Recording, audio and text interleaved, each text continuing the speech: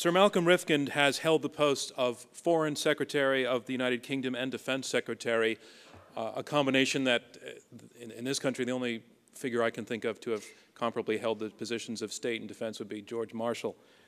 You can tell me, Fred, if I'm wrong on that.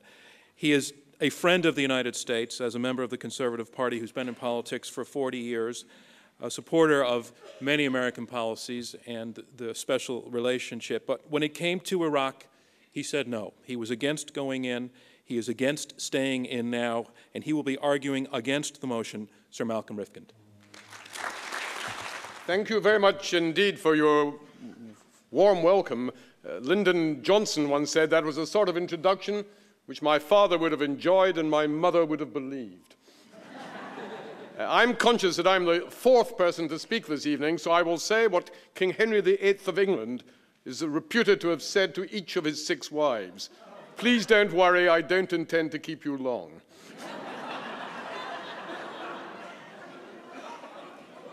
I was at first concerned when I was asked to take part in this debate whether, as a British politician, I should be speaking in a debate about the United States.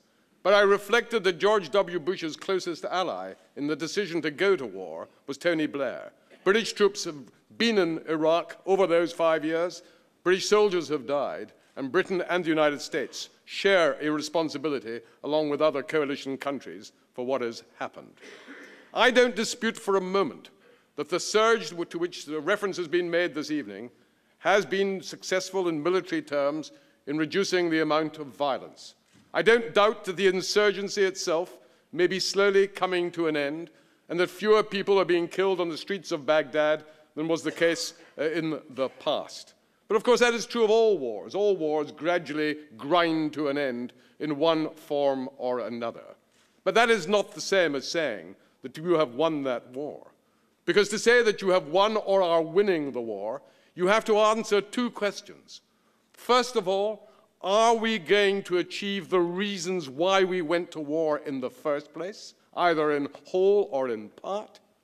And even if we were, is the price that has been paid by the people of Iraq and by the West as a whole made that sacrifice having been worth being made?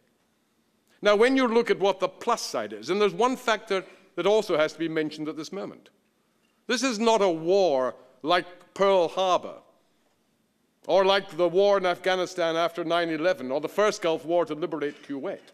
You were wrong, General Keane, to say the Sunni insurgents started this war. They didn't. The United States, the United Kingdom, and the coalition started this war, and they had not been attacked when they chose to do so. So what has been achieved? Let us be generous and acknowledge certain things have been achieved. Saddam Hussein has gone, and there isn't a person here who will be other than pleased to see him go. But, you know, we'd like to see Mugabe go without going to war in Zimbabwe. We'd like to see Kim Jong-il in North Korea go. We'd have liked to have seen Fidel Castro go.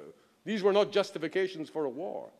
And yes, it's true, Iraq may have a more representative government than it's had for many years. But it's not a democratic government. It's a sectarian government of finely balanced Shia and Sunni who, when they've not been slaughtering each other in the last 5 years, have formed a very, very uneasy coalition. And yes, fewer people are being killed. But by God, you know, that can rise again at any moment, for all we know.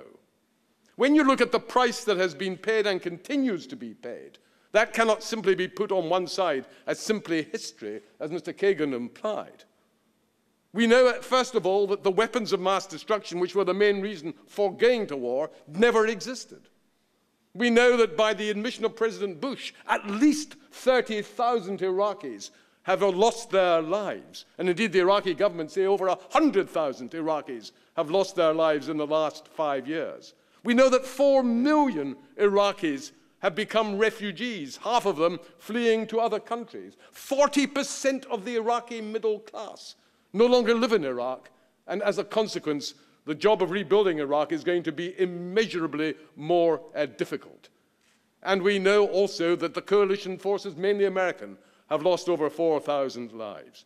These are a heavy burden, but it's not just the internal cost that has been paid. Look at what has happened in terms of the wider situation. We know, for example, that the consequence of this war is that Iran, the most dangerous country in the region, has, thanks to the United States and the coalition, now become the most powerful country in the Gulf. The Iranians cannot believe their luck. Without raising a finger, Iraq, which was the state that was their main competitor in the Gulf, has been essentially emasculated for the foreseeable future. We know that al-Qaeda, who were never allowed to operate in Iraq under Saddam Hussein, have been active, have penetrated in Iraq, and even if they are ultimately defeated, have already radicalized sections of the community and done enormous harm. We know that the new Iraqi government is not going to be any more pro-Israeli than any other Arab state. Why should they be? They are an Arab government. They will share the view of the Arab world. And we know also that the United States in particular has lost at this vital time its moral leadership of the world because of having initiated this terrible conflict. But perhaps the most serious geopolitical problem that has flown from this ill-judged initiative and invasion has been that the real drama of the present time in that region is Iran's attempts to develop nuclear weapons. And we know that as a consequence of the loss of authority, of the loss of leadership that the United States in particular has experienced as a result of the Iraq war, the United States has found it incredibly more difficult to get agreement either in the Security Council or in the international community to take the kind of steps against Iran that would be necessary in order to encourage it to desist from its nuclear ambitions. So when you talk about winning the war, it's not possible, as General Keane implied, to simply think of that in purely military terms. One has to look at the overall cost and the overall benefits. And I conclude simply by saying this. At best, you can say we may be stopping losing the war, but we're certainly not winning it. And I simply remind you of the words said almost 2,000 years ago by Tacitus, the great Roman, when in comparable circumstances he said, "They have created a wilderness and they call it peace." That is our legacy.